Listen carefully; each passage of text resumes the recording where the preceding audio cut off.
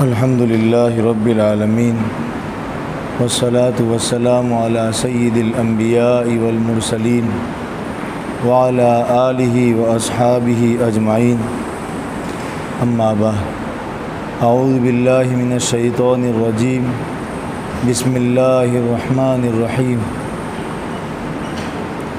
والضحى واللیل اذا سجى ما ودعك ربك وما قلى وَلَلْآخِرَةُ خَيْرٌ لَكَ مِنَ الْأُولَى وَلَسَوْفَ يُعْطِيكَ رَبُّكَ فَتَرْضَى صدق اللہ العظیم وصدق رسولہ النبی الکریم ونحن علی ذلک لمن الشاہدین والشاکرین۔ انہی صورتوں میں سے ایک صورت ہے سورہ والضحیٰ۔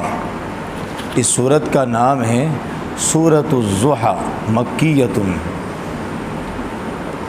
سورہ ضحیٰ، ضحیٰ کا کیا معنی ہے؟ چونکہ یہ لفظ صورت ہی میں آ رہا ہے اس لیے وہیں پر وضاحت ہوگی۔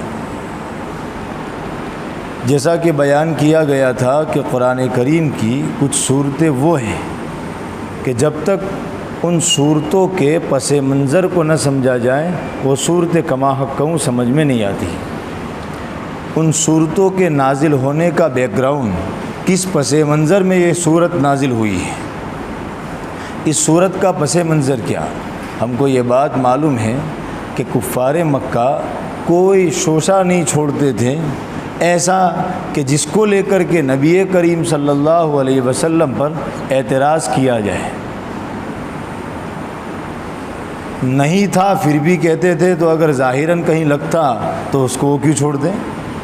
انا اعطیناک الکوثر کی تفسیر میں ہم نے پڑھا تھا کہ وہ نبی علیہ الصلاۃ والسلام کی نرینہ اولاد کے انتقال پر نبی علیہ السلام کو یہ طعنہ دیتے تھے کہ محمد تمہارا نسل اور حسب چلنے والا نہیں، اس لیے کہ تمہاری کوئی مذکر اولاد ہی زندہ نہیں رہتی۔ ایک یہ اعتراض تھا۔ دوسرا اعتراض وہ ہیں جو یہاں ہیں۔ حضرت جندب ابن سفیان رضی اللہ تعالیٰ عنہ نے، امام بخاری رضی اللہ تعالیٰ عنہ نے اس بات کو اور اس روایت کو نقل فرمایا۔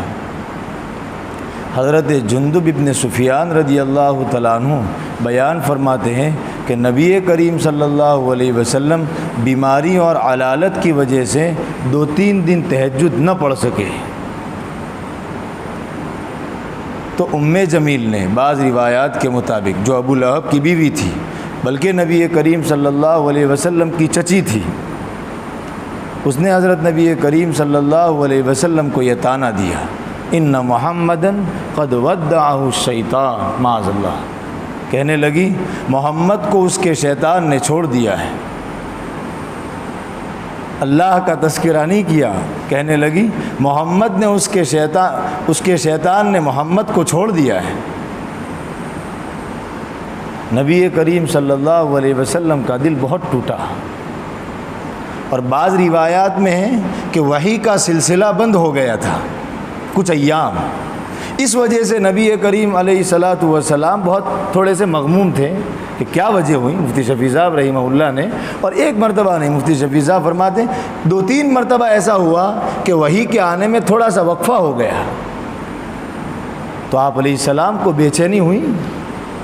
اب اس بے چینی کو وہی آدمی محسوس کر سکتا ہے جو کسی سے محبت کرے۔ ناجائز محبتیں دنیا میں ہوتی ہیں، ہر ایک جانتا ہے کہ ناجائز محبت جس سے ہوتی ہے اس کے دیدار کے لیے بھی محب کتنا ترستا ہے کہ کچھ بھی کر کے اس کی شکل کی زیارت ہو جائے، بلکہ اس کے گلی کے کتے کو بھی محبت کی نگاہ سے دیکھتا ہے۔ آپ علیہ السلام کو اللہ سے محبت تھی، اللہ کو حضرت نبی کریم علیہ الصلاۃ والسلام سے محبت تھی۔ ظاہر بات ہے یہ بہت غموم اور غمگین مسئلہ تھا کہ کیا وجہ ہے اللہ سے باتیں نہیں ہو رہی۔ اسی لیے علامہ اقبال نے کہا تھا، تیرے ضمیر پر جب تک نہ ہو نزول کتاب یا نزول قرآن، گرہ کشا ہے نہ راضی نہ صاحب کشاف۔ جب تک صاحب حال نہ بنا جائے تب تک قرآن کما حق نہیں سمجھا جا سکتا۔ فرمایا، اقبال کہتے ہیں قرآن کو ایسے سمجھو جیسے وہ ہم پر اتر رہا ہے، ورنہ تفسیر کی کتابیں کام نہیں آئیں گی۔ گرہ کشا ہے نہ راضی نہ صاحب کشاف۔ ہم کو یہ ہوگا کہ کیا باتیں کر رہے، کیسی بے چینی، اللہ سے باتیں نہ ہوں اس میں کیسی بے چینی، لیکن ایک محب اور محبوب کا رشتہ ہے، یہ وہی آپس میں سمجھ سکتے ہیں۔ اب ایک تو آپ کا دل مغموم ہے اور ام جمیل آپ کو یہ طعنہ دے رہی ہے۔ آپ علیہ السلام کا دل بہت غمگین ہوا، اور ایک آدمی جس کو کسی سے محبت ہوتی ہے وہ اس کے بارے میں کچھ غلط نہیں سن سکتا۔ وہ کہے گا مجھے جتنا برا بھلا کہنا ہو کہو، میرے محب اور میرے محبوب کو برا بھلا نہ کہو۔ تو ظاہر بات ہے ام جمیل نے ایسا ہی طعنہ دیا کہ محمد کو اس کے شیطان نے معاذ اللہ ثم معاذ اللہ چھوڑ دیا ہے۔ اب آپ علیہ السلام کا دل تھوڑا سا ٹوٹا۔ دنیا بیمار ہوتی ہے، نبی تسلی دیتے ہیں۔ نبی بیمار ہوتا ہے، مالک کائنات تسلی دیتا ہے۔ اللہ نے یہ صورت اتاری اور آپ علیہ الصلاۃ والسلام کو تسلی دی، اور کیسی تسلی، عجیب و غریب۔ فرمایا والضحیٰ واللیل اذا سجا، دو قسمیں کھائی۔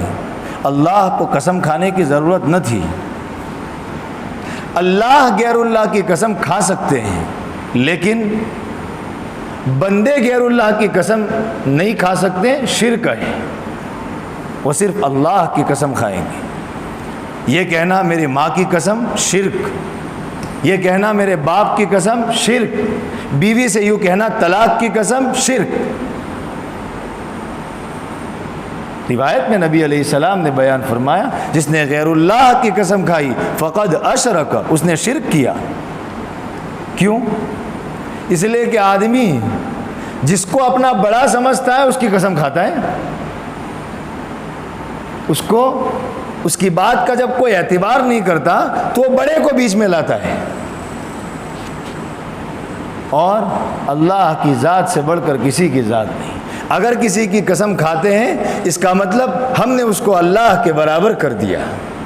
اس لیے نبی علیہ السلام نے روایت میں فرمایا غیر اللہ کی قسم کھانا شرک ہے۔ اللہ قسم کھاتے ہیں، ظاہر بات ہے اللہ جس کی قسم کھاتے ہیں اللہ اس کو اپنا بڑا سمجھ کر قسم نہیں کھا سکتے۔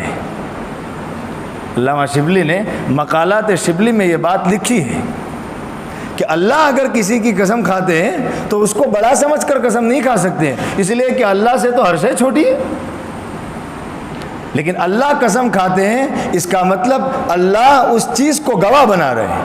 بہت اہم بات ہے، جیسے ہم محاورے میں کہتے ہیں در و دیوار اس کی گواہ ہے، ہم محاورے میں کہتے ہیں اس نے میدان جنگ میں وہ کارنامے دیے کہ میدان جنگ اس کا گواہ ہے۔ ایسے ہی اللہ کبھی سورج کو گواہ بناتا ہے، سورج کو دیکھ لو، اللہ کبھی دن کی روشنی کو گواہ بناتا ہے، اللہ کبھی زمانے کو گواہ بناتا ہے، زمانہ گواہ ہے میری قدرت پر، سارے انسان خسارے میں۔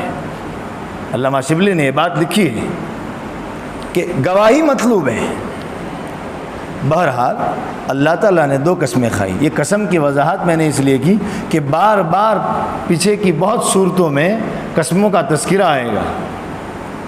والضحیٰ، دن چڑھنے کی قسم، چاشت کی قسم، دن کے وقت کی قسم، یعنی دن جب تھوڑا سا نکل جائے اس کی قسم۔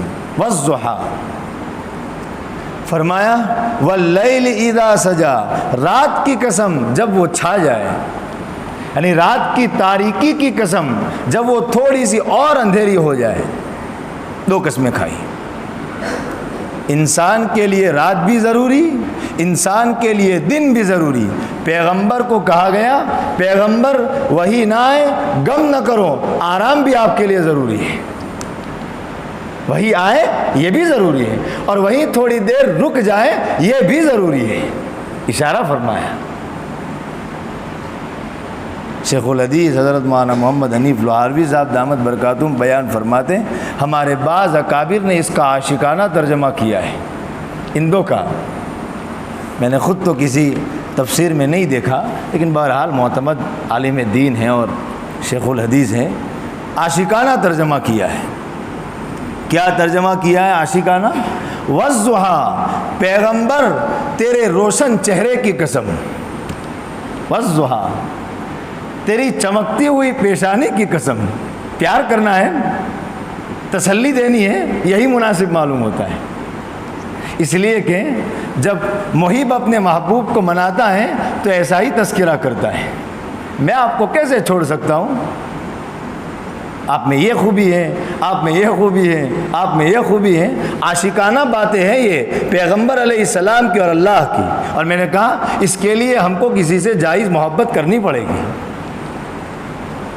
والضحیٰ، پیغمبر تیرے چمکتی ہوئی پیشانی کی قسم، واللیل اذا سجا، تیرے کالے کالے بالوں کی قسم۔ ہے کوئی نبی جس کا تذکرہ اللہ نے ایسا فرمایا ہو؟ میں نبی کی تنقیص نہیں کرنا، لیکن آپ علیہ السلام کی رفعت شان بیان کرنا، وہ تو بالکل خاتم النبیین ہیں آپ۔ ہر نبی اللہ کا نبی ہے، لیکن ہر ایک میں خصوصیات ہیں، ہر نبی کا اپنا الگ رنگ ہے۔ حضرت آدم علیہ السلام کا اپنا الگ رنگ تھا، یہ بہت اہم بات ہے۔ حضرت ابراہیم کا اپنا الگ رنگ تھا، جن کا خاص رشتہ ہے قربانی سے۔ حضرت یوسف کا اپنا الگ رنگ تھا۔ سیرت النبی میں علامہ شبلی صاحب نعمانی رحمہ اللہ نے بیان فرمایا، وہ تمام رنگ جمع ہو گئے جناب محمد رسول اللہ صلی اللہ علیہ وسلم میں، تمام رنگ، یعنی پورے انبیاء کی منفرد اور الگ الگ خصوصیات سب جمع ہو گئی آپ علیہ السلام میں، سب۔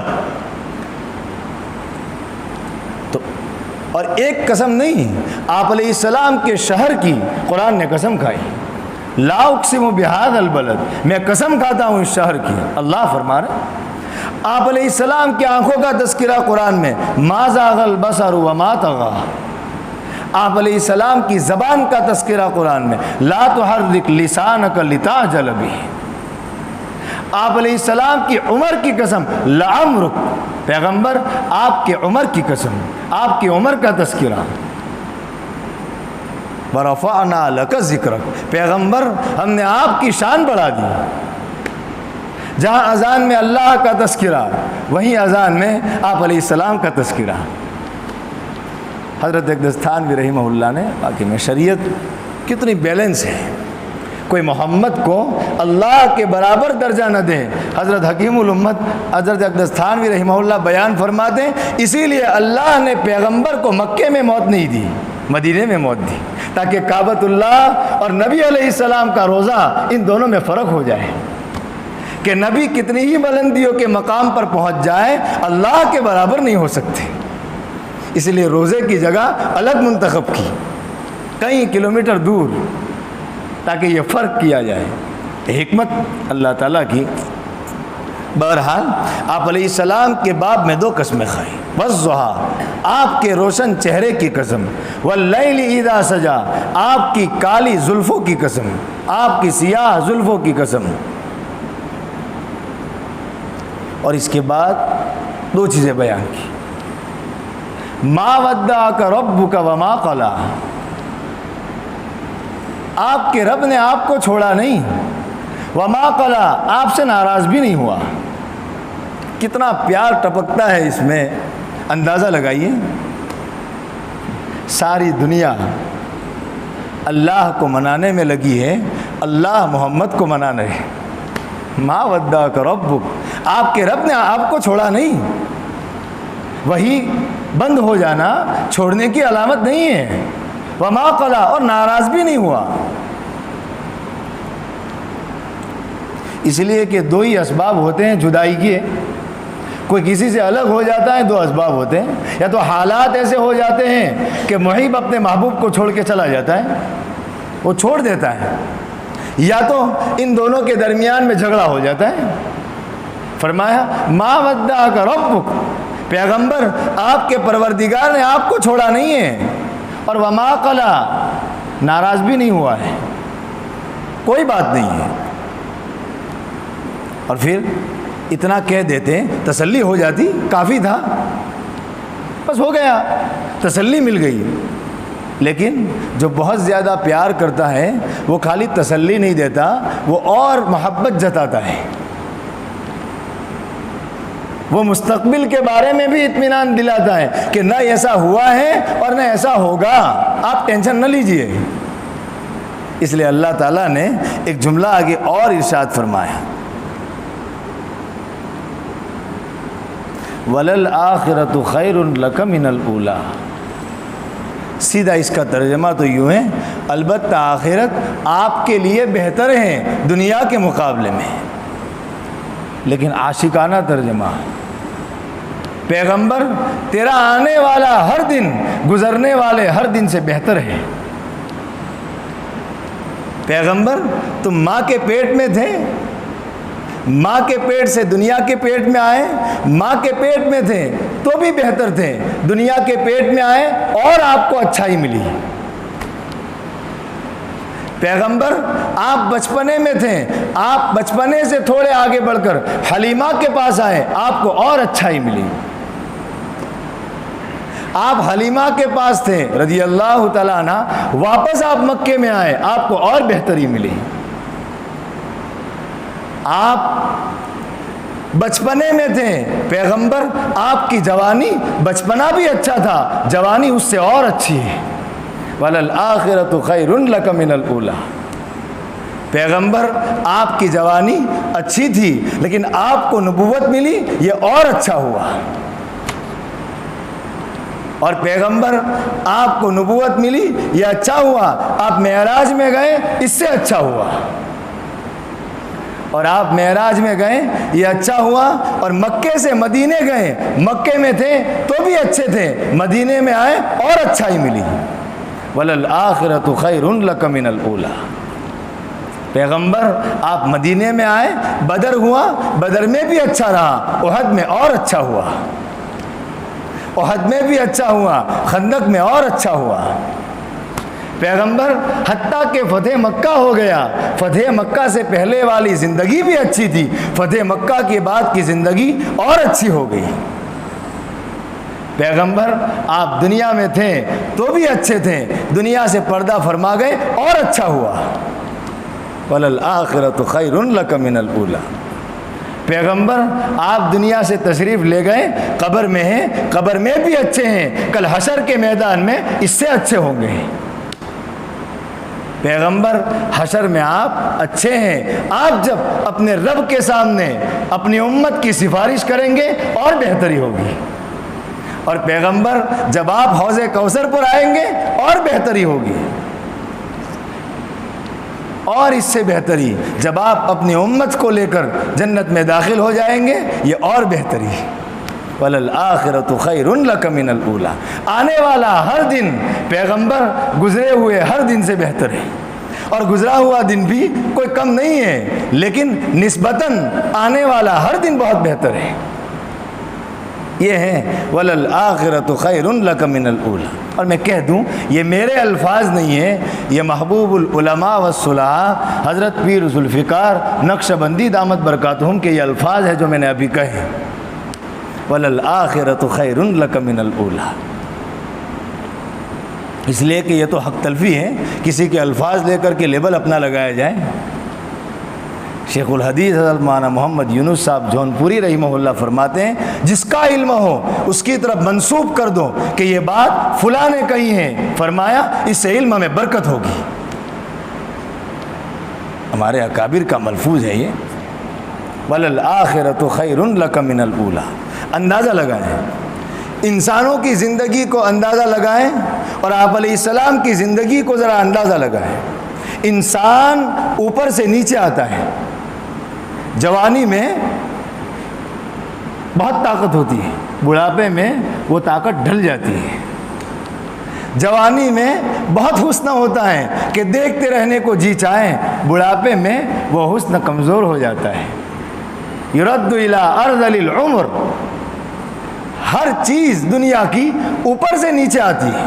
گھر 2022 میں بنایا بہت اچھا، 2050 ہوتے ہوتے تنزلی آ جائے ہر چیز کائنات کی، لیکن پیغمبر کی شان کو اندازہ لگائے کہ جو اوپر سے نیچے نہیں آ رہا، نیچے سے اوپر جا رہا ہے۔ عجیب و غریب زندگی ہے یہ، اور عجیب مقام اللہ تعالیٰ نے اپنے محبوب کو عطا فرمایا۔ آخرت بہتر ہے، یعنی اللہ کے نبی علیہ الصلاۃ والسلام کو یوں کہا گیا، پیغمبر یہ جو ہماری محبت ہے نا، یہ ٹوٹنے کی بات تو چھوڑو، تمہارے رب کے روٹھنے کی بات تو چھوڑو، یہ محبت میں کمی کی بات چھوڑو، یہ محبت میں روزانہ اضافہ ہوگا، یہ محبت کم ہونے کے بجائے پیغمبر روزانہ بڑھے گی۔ وَلَلْآخِرَةُ خَيْرٌ لَكَ مِنَ الْأُولَى۔ کیا تسلی ملی ہوگی قلب مبارک اور قلب اطہر کو۔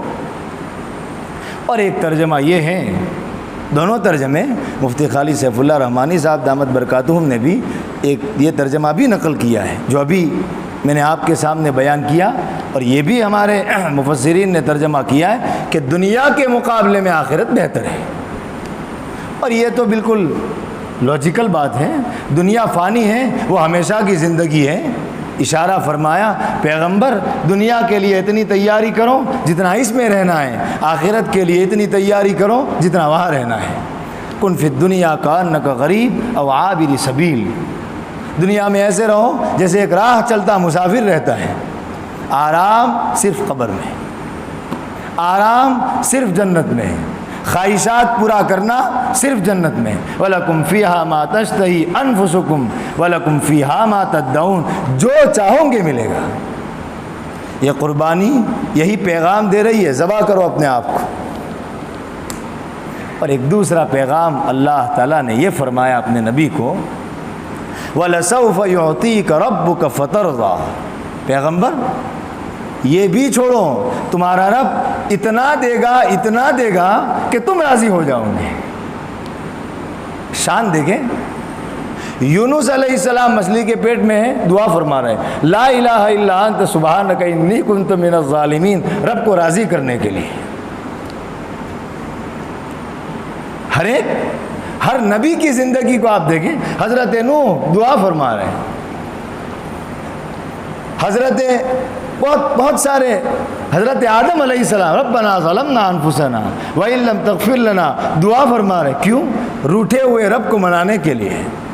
پوری دنیا کوئی سجدہ کر رہا ہے رب کو راضی کرنے کے لیے، کوئی تسبیح پڑھ رہا ہے رب کو راضی کرنے کے لیے، کوئی جماعت میں وقت لگا رہا ہے رب کو راضی کرنے کے لیے، کوئی مدرسے میں خدمت انجام دے رہا ہے رب کو راضی کرنے کے لیے۔ پوری دنیا رب کو منانے میں لگی ہے، اور رب یوں کہہ رہا ہے وَلَسَوْفَ يُعْطِيكَ رَبُّكَ فَتَرْضَىٰ، پیغمبر تمہارا رب تم کو اتنا دے گا کہ تم خوش ہو جاؤ گے۔ یعنی وہ اللہ اپنے پیغمبر کو راضی کرنے پر لگا ہے۔ شان دیکھیں، شان دیکھیں، وَلَسَوْفَ يُعْطِيكَ رَبُّكَ فَتَرْضَىٰ، آپ کا رب آپ کو اتنا دے گا کہ آپ راضی ہو جائیں گے۔